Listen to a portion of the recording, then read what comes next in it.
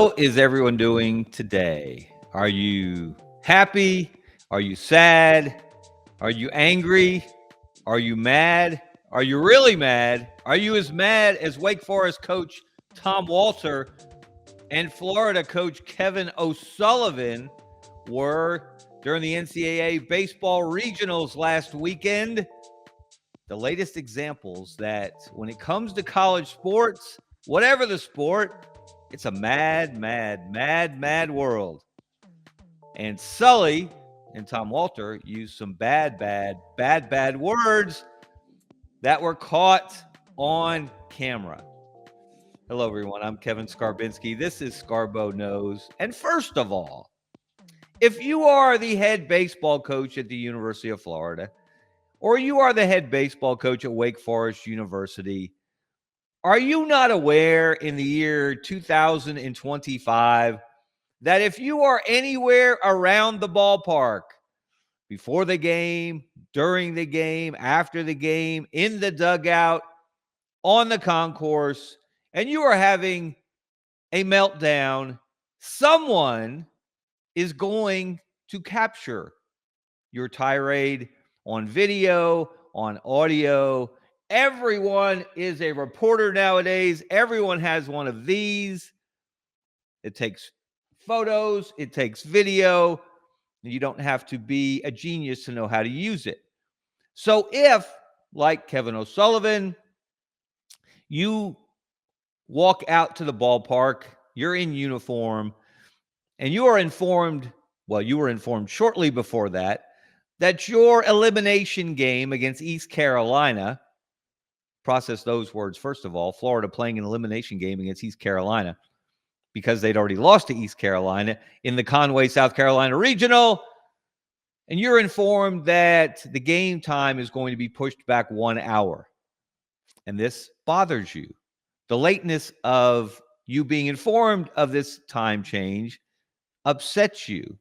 And so you choose to berate and belittle and hurl 4-letter insults at the NCAA site reps, people from Coastal Carolina, the host institution, apparently, according to the Coastal Carolina coach, who commented on this after their team won the regional, beating not Florida, but East Carolina, which eliminated the Gators in a rather ugly performance.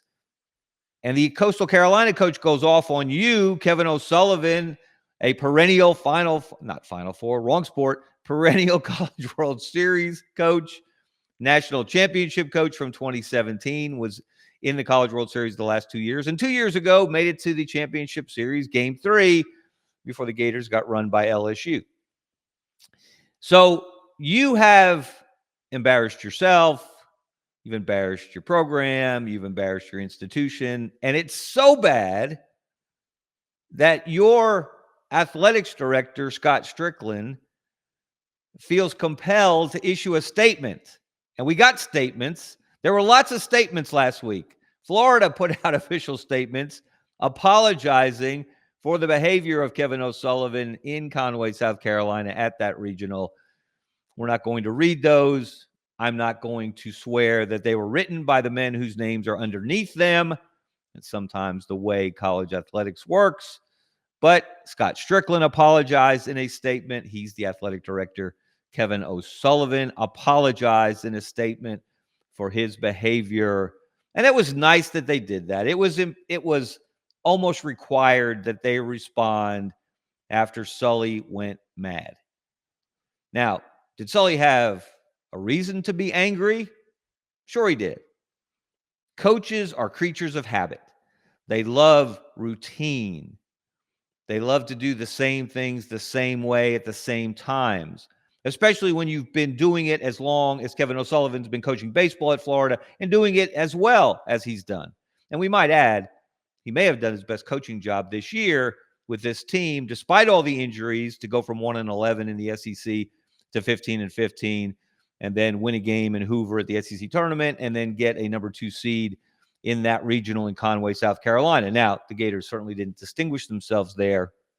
Went 1-2, beat an overmatched Fairfield team, but lost not once, but twice to East Carolina, which we should let people know, finished 6th in the American Athletic Conference regular season, but they won their conference tournament to get into the NCAA. So I can understand why Sully was angry. No excuse for that behavior, no excuse for that language. And so the official statements / apologies were necessary. I don't know if anyone appreciated them, but at least they showed that they understand. Scott Strickland understands, and I think Sully understands as well. This is not how you behave in your official capacity as the head baseball coach of Florida. And I might add, let me just, a little personal aside here. When my older son, Kaiser, was trying to decide several years ago about where he wanted to go to college, and it came down for him to either Florida or Auburn.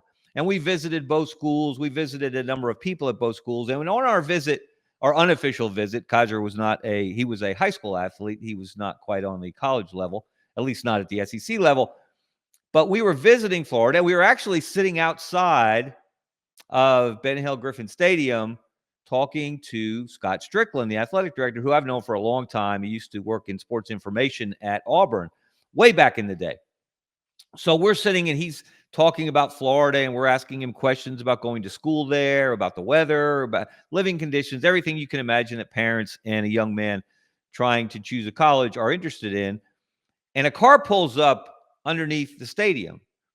And I have to say, I didn't recognize him at first. It was Kevin O'Sullivan. I didn't recognize him because A, he didn't have a baseball cap on, and B, he was smiling. Two things that I don't think I'd ever seen before in covering him, primarily at the SEC baseball tournament through the years in Hoover. And he couldn't have been nicer. He couldn't have been friendlier. He made a great presentation to my son, my wife, and me about why Florida was a great place to go to school. He actually arranged for us to have a tour of the new Florida baseball facility at the time, Condren Ballpark, the Condren Family Ballpark, I believe it is formerly known as now. It didn't have that name at the time. But we got a behind-the-scenes tour. We got to go through all the facilities. And Sully, again, couldn't have been nicer.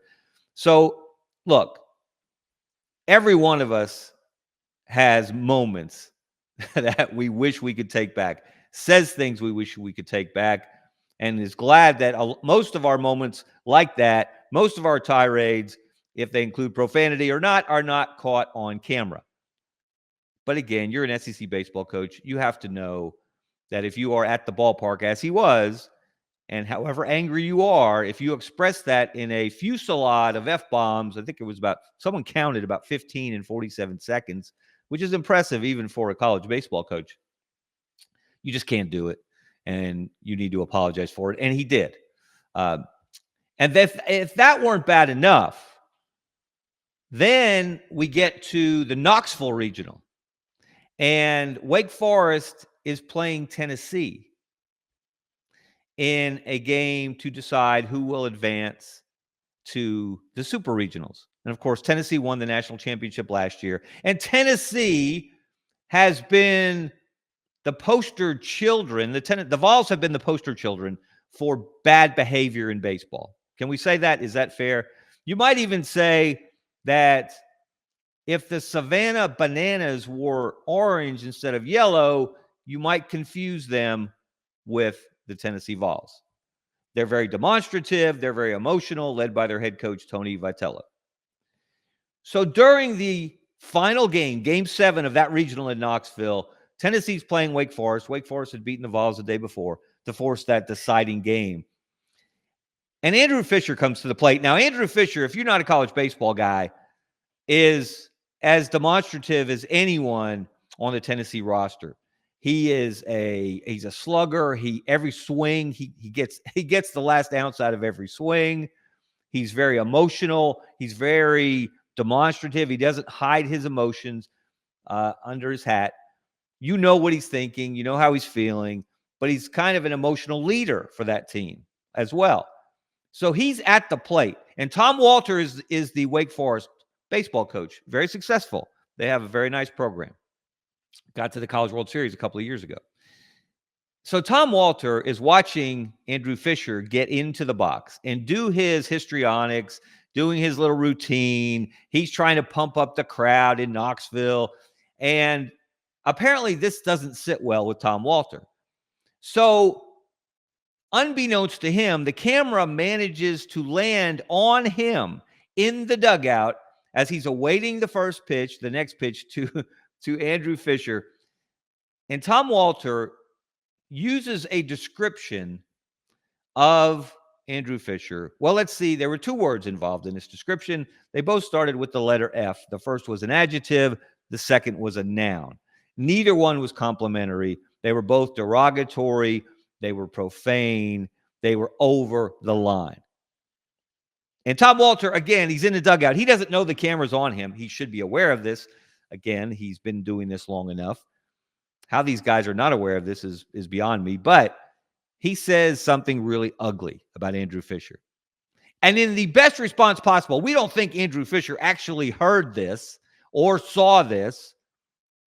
But he steps into the box and he hits a nuclear bomb over the right field wall. And Tennessee was already leading. This was kind of the dagger, if you will, that sent the Vols on to victory and on to the Super Regionals, where they're going to play Arkansas in Fayetteville this weekend. So it was the best response of all, right? The best revenge is hitting a nuke if you've been insulted. But because it was caught on camera and it generated a lot of discussion, Wake Forest felt compelled to issue statements of its own. The athletic director, John Curry, who ironically used to be the AD at Tennessee, he issued a statement of apology. Tom Walter issued a statement of apology. Twitter was ablaze all weekend and into this week with commentary from people who don't like Kevin O'Sullivan and were ripping him and said, this is what would you expect from him? I don't know that that's fair. Same thing with Tom Walter, people defending him, people attacking him, people defended Sully, people attacked Sully. And it's just made me think, why are we so angry? I understand this is how Kevin O'Sullivan makes his living. It's how Tom Walter makes his living. I understand what it means to be in a dugout when you lose a game. Now, my experience being in a dugout was playing baseball up through high school and then being a youth baseball coach for 5 years at the local community park and then starting a travel ball team and doing that for 5 years. And that's an episode. I could write a book about my travel ball experiences. And look, I was no angel. I never cussed an official from the dugout. I tried not to use four-letter words in front of 10, 11, 12, 13, 14-year-old kids. And I think that's probably a pretty good rule we should all adopt. I did, however, one time, I will tell on myself, I took a copy of the rule book out to discuss a rule that I felt the umpire had gotten wrong, and I tore up the pages of the rule book. I'm still not sure how I didn't get tossed for that. I'm still not sure how I never got tossed. I did get once asked by an official, the home plate umpire, in the first inning when I disagreed with something, and I went to talk to him calmly, as they ask you to do. And he asked me if I wanted to watch the rest of the game from the parking lot. And I did not. So that ended that conversation rather quickly. So again, I'm not pretending I'm an angel. I'm not pretending that I was a role model every second I was in a dugout, in the third base coaching box, meeting with my team, talking to umpires, etc. However, I never said anything vaguely resembling what Tom Walter said about Andrew Fisher, or never went off on a tirade at the ballpark where anybody could hear me the way Kevin O'Sullivan did. So again, why is everybody so angry? And it's not, look, college baseball has become bigger and bigger. It's become must-see TV, especially when you get to the postseason, the regionals, the super regionals this weekend, then the College World Series in Omaha. It has captured people's attention in a way in the last 10 years or so that never had before. The SEC's performance has had a lot to do with that. That has stoked a lot of emotions because SEC people are passionate about their schools and anti-SEC people are passionate about seeing the SEC go down in flames. So when they get a chance to pile on someone like the Florida coach, they will take it in a heartbeat. But one person who chimed in on all of this was a bit of a surprise. given that he was no angel in his personal and professional lives, and we're not going to get into any of that. But Chipper Jones, if you're listening to this podcast or watching this podcast, you know who Chipper Jones is. Chipper Jones was watching what happened in college baseball during the regionals. He's a baseball fan. He's, of course, a Hall of Famer, one of the best players in Atlanta Braves history. I spent a lot of time around Chipper and those Braves teams in the 90s. I was fortunate enough. I covered for the Birmingham News, I covered every Braves playoff game, postseason game from 1991 through 2000. I didn't go on the entire 14-year run with them, but I went on most of it. Got to see 5 World Series, got to see when Francisco Cabrera swung and Sid Bream slid, got to see the first and only World Series that the Braves won during that run in 1995. So I spent a lot of time around that clubhouse, around that team. Chipper was always a great quote. He was always someone you could talk to, get some interesting stuff from. That was pretty much true of the entire team. But Chipper Jones, watching college baseball during the regionals and seeing some of this stuff, some of this extracurricular stuff that went on, felt compelled to go on Twitter and say he's only going to watch a few teams from here on out. And why? Because their coaches respect the game and their opponents and demand the same of their players. And one of the things in his mini screed that Chipper Jones said was he talked about the way players wear their uniforms. Now, I don't know if you watched Georgia play at all this year, and I can't recall the player's name, and it's probably better that I can't. He seemed to not have any buttons on his jersey. I don't know if this made him feel looser with his swing. I don't know if it made him more comfortable, but he was allowed to dress this way. It was, let's be honest, it was sloppy, it was shabby, and it just was not a good look for the Georgia baseball team as a representative of the University of Georgia. And Chipper was commenting on that as well without calling out that young man. So if Chipper Jones is watching this, and he has been, again, in a major league clubhouse. And if you've ever been in a major league clubhouse, some of these guys are different personalities behind the scenes than they are in public. If you looked at some of the stuff they had in their lockers, practical joking things, I can't even describe what I saw in Jeff Blauser's locker once, former player for the Braves back in the day. Greg Maddux, the professor of pitching, the PhD of pitching, was as sophomoric in his humor in the clubhouse as anyone. So again, different person behind the scenes on the mound. But for Chipper Jones to notice some of this bad behavior in college baseball and suggest he's not watching some of these teams. Well, he doesn't have to watch Florida anymore. They're out. Or Wake Forest, they're out. Georgia, they're out. One of the 9 SEC teams that were eliminated of the 13 that set a record in getting into the tournament. They also set a record for most teams eliminated in the first weekend with 9, much to the delight of the anti-SEC brigade. Now, we should add about Chipper Jones, he has a couple of children that go to Auburn. Interestingly, he didn't mention Auburn. He mentioned Coastal Carolina. He applauded the Coastal Carolina coach who, after beating East Carolina in the regional final after East Carolina had eliminated Florida, the Coastal Carolina coach concluded his post-game press conference. Now, again, they're advancing to the Super Regional where they will play Auburn starting Friday. The Coastal Carolina coach said, I have to say one last thing. And he basically went off on Kevin O'Sullivan and Sully's behavior that was caught on camera, caught on tape, the F-bombs, berating the NCAA site reps, berating people from Coastal Carolina, apparently even berating the grounds crew because the game time for the Florida East Carolina game on Sunday was moved back an hour. So if another coach takes the occasion to call you out, that's really not very good, a good thing to have on your resume either. But the Coastal Carolina coach got Chipper Jones' attention, and so Chipper applauded him, said he'll be watching them. And then he also had to follow up later and say, I do have 2 sons that go to Auburn. I'm not sure the protocol or the etiquette here, but I'm a big fan of Coastal Carolina. He's also a big fan of Auburn now. So we'll see how that regional turns out. But this is not a new thing. The word sportsmanship, is that still a word? Can you still find that in the dictionary?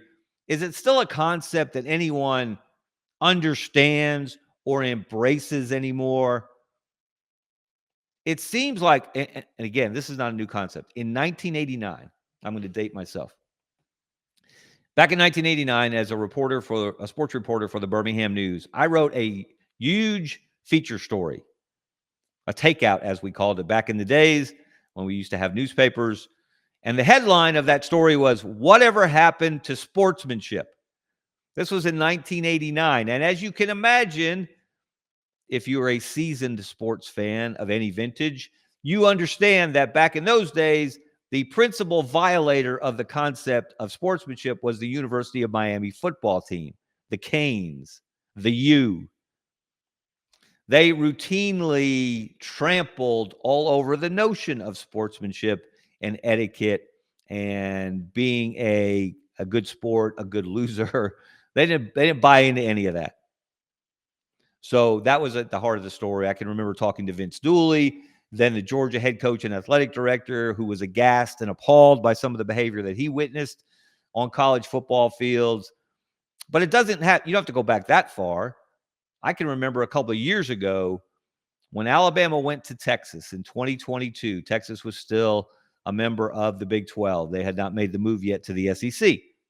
And it was an early September game. It was about 112 degrees in the shade in Austin, Texas. Alabama didn't play very well. Texas didn't play great, but they hung around. It took a Bryce Young drive at the end of the game to put Alabama in field goal range to win the game. Alabama won the game 20-19. And as the game ends, a number of Alabama players did the thing that bothers Texas folks an awful lot. I can't even do it. The horns down. I don't even know. Horns down. Is that it? Horns down. Anyway, as the players are doing this, Nick Saban is starting to jog across the field to talk to Steve Sarkisian, the opposing coach. Knew him well. Sark had been on Saban's staff. Saban had given Sark another chance to coach after he'd run into some personal issues out on the West Coast at USC. And so they were tight. They were close. And Saban is jogging across the field to shake hands with Sarkisian, and he notices his own players doing the horns down gesture. And I wish we had video of that to show you. It's very easily found on YouTube. I should have called that up today. Saban goes nuts. He starts screaming at his own players. Now, Saban going nuts on a football field was not an unusual thing to see. But in this case, what was rare about it was he was going off on his players for their behavior, not their play, but their behavior. And he said, "Don't do that crap." He used another word than crap. And it was caught on camera as well. But Nick Saban, it was nice to see in that moment that he still believed in sportsmanship. He still believed in being a good winner and showing some grace towards your opponent. Yeah, you try to beat each other's brains in for 60 minutes. But when the game ends, show some class. Brendan has a great capture there, Brendan, of the Alabama players as the horn sounds and the horns went down, the Alabama players doing the horns down gesture. And here we can see, here's the video. This is great. Great. Watch Saban's face. It's funny to watch because, again, we've seen Saban turn red as a tomato on any number of occasions on the sideline. We've seen him spank A.J. McCarron when A.J. was a backup and he did something he shouldn't have done in mop-up duty of an Alabama football game. But Nick Saban, in that moment, and I give him credit for this, didn't appreciate that his players were taunting, mocking their opponent that they had just beaten. They had barely beaten. They had barely survived by a single point. But they were celebrating, and they went over the line in that celebration in Nick Saban's mind, and he didn't like it, and he called them out on it in the moment, which I think is key. He did it in the moment, and there's a great screen cap right there, great freeze frame moment of Nick Saban being angry at his own Alabama players. But let's be honest, Nick Saban, you talk about violators of etiquette and grace and sportsmanship. Nick Saban's, he's got to be on the top 10 list in recent history. How many times did you hear a Nick Saban press conference in which he belittled or berated a member of the media? How many times did you watch a Nick Saban press conference in which he dropped rude, crude, profane language? And what made it even worse was a lot of people in this state, in the state of Alabama, would laugh and giggle and think it was funny. Oh, that's just coach being real. And don't be soft. Don't be a snowflake. Why would you get offended by that? I don't know. Maybe because as the highest paid public employee in the state of Alabama, you might have an obligation to set a standard, to live up to a standard. There might be children watching. There might be little kids watching. Is that what we want to teach them? Is that what we want them to hear from the most prominent person, not just the highest paid person in the state, the best known, the most prominent, and probably the most successful? Do we really want to set that example? Is that a concept that's just completely gone with the wind? I hope not. And Nick Saban violated. He still does it. He still does it on College Game Day. He still will drop the occasional four-letter word, and everybody around him, Kirk Herbstreit, Reese Davis, they all giggle. Desmond Howard, they laugh, they giggle, they chortle, they think it's funny. Of course, the standard on College Game Day dropped below the floor when they hired Pat McAfee. But that's another subject for another day. But what if we went back to a day and a time where, as I mentioned earlier, when you're playing the game, you are trying to rip your opponent's throat out legally, within the rules, hopefully, but you understand that it's a game, it's a job. It has a starting time and an ending time, and there's no better illustration of this. I had to go back to my childhood, to my days as a Looney Tunes fanatic. And we all know Bugs Bunny. We all know Wile E. Coyote. We all know the Roadrunner. That's not Wile E. Coyote on your screen, by the way.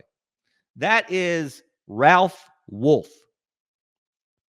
And he is meeting at the time clock with Sam Sheepdog. And they were natural adversaries in this series of cartoons put together by the brilliant, the genius Chuck Jones. Every morning, they would show up at 8 o'clock. You can see it on the time clock. They would punch in. Do you remember time clocks? Did you ever work in a factory when you were in college and load and unload trucks, 18-wheelers? I did. And if you were an hourly worker, you had to punch in a card into a time clock that recorded what time you got there. And then when you left, you punched it again. It said what time you left. And that's how they compiled your hours on how much they paid you at the end of the week. So every morning, Ralph and Sam would show up at the time clock, and they would be as cordial as neighbors. Morning, Ralph. Morning, Sam. And then for the next 8 hours or however long they worked, Ralph Wolf, would spend the day trying to make off with the sheep, to abscond with the sheep, to have his dinner. And while he was doing this, Sam Sheepdog, his job was to protect the sheep. So he would inevitably catch Ralph and pummel him, pound him, beat the dog out of him, or in his case, the wolf. And they would do this all day long, and it would be comical. There would be Acme products involved. There would be explosions, and there might be gunfire, and there would be a lot of mayhem. But at the end of the day, when they were done trying to beat each other, eat each other, embarrass each other, pummel each other, outwit, outsmart each other, they would go back to the time clock. They would get their time card and they would punch in, and they would punch out, I should say. And they would say, "Night, Ralph. Night, Sam. Have a good night. See you tomorrow." Isn't that the way sports should be?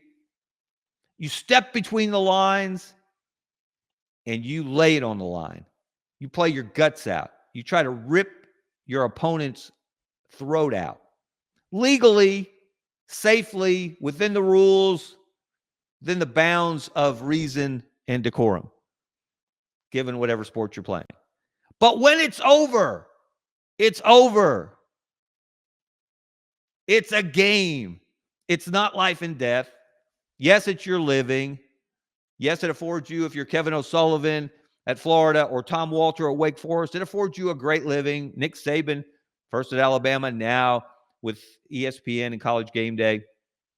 So you do have some responsibility, I think, I hope,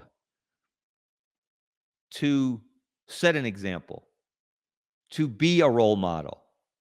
Charles Barkley, kind of a friend, someone I've known for a long, long time, got famous in part off the court because he said he didn't want to be a role model. He said, "I shouldn't raise your children." And he was right about that. But he also understood that the things he did, the things he said, people were going to hear, they were going to see, they were going to judge, and in some cases, they were going to follow. So I will wrap this up by saying, as we get ready for what I hope is a competitive, intense, wild weekend of super regional baseball, I hope we keep it between the lines. I hope we can demonstrate an ability to use the language of words that have more or less than 4 letters. I hope we can remember sportsmanship is still a thing, and sports are better with it than they are without it. All right. That's it for me. I'm Kevin Skarbinski. This is Scarbo Knows. Call me soft. Call me a snowflake. Just call me. Thank you, Brendan Martin, executive producer extraordinaire. You guys have a great weekend. Scarbo out.